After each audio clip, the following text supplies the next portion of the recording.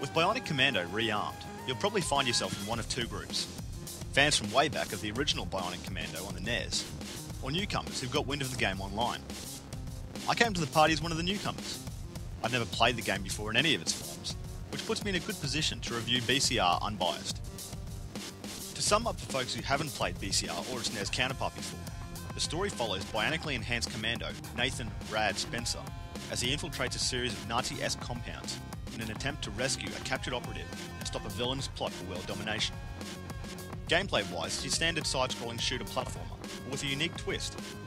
Rather than letting the player jump from place to place like a standard side-scroller, all of the platforming action in BCR is executed Spider-Man style with Spencer's bionic arm.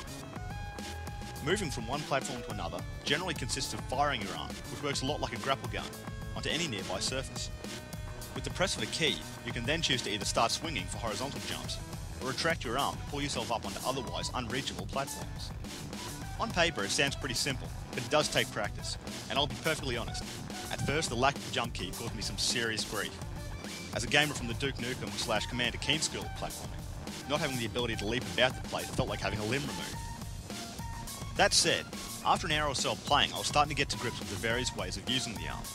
Another hour on, I'd pretty much forgotten I'd ever had any trouble in the first place. The bottom line here is that if you're new to the Bionic Commando franchise, the controls will definitely take some getting used to. For my money, I'd urge you to stick with it. Rearmed is some seriously kick-ass fun if you can learn to play by its rules. Putting control issues aside, Bionic Commando Rearmed features some very solid gameplay. The arm action is fairly intuitive, allowing the player to climb, swing and drop in a number of directions from most places. The gunplay is simple and fun, with a number of weapons available to the player, including a shotgun, machine gun, rocket launcher, and the nicely tactical Vector cannon, to name a few. At times, even the bionic arm becomes a weapon, allowing you to grab a hold of your hapless foes and fling their flailing ragdoll bodies off the edge of some very tall buildings. As well as the base gameplay of BCR, you also get a few minigame type sections. An optional hacking minigame sees you trying to solve some simple 3D puzzles, while running into enemy forces on the level select map throws you into a top-down mini-level that you've got to complete before you can move on. All of these features blend together to form a hugely entertaining gameplay experience that is, despite being a remake, a real breath of fresh air in an often pretty stagnant gaming scene.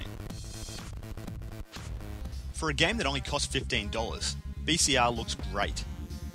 Built on the same engine that powers the upcoming next-gen Bionic Commando game, BCR sports all of the eye candy we'd expect in 2008. The game makes no excuses for its 8-bit predecessor though, lovingly recreating the chunky, colourful visuals of the original in richly detailed 3D, complete with gloriously old-school characters and bosses.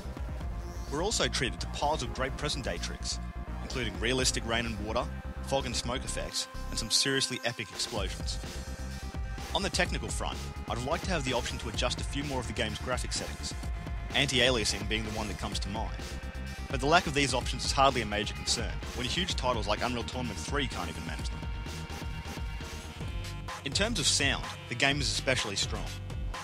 Each level gets a catchy techno remake of one of the NES version's distinctive tunes, which adds loads to the game's funky retro charm. All of the effects are solid and easy on the ear too, and we even get some clever ambient tricks, such as times where the game's music is muffled when the player enters or exits a building.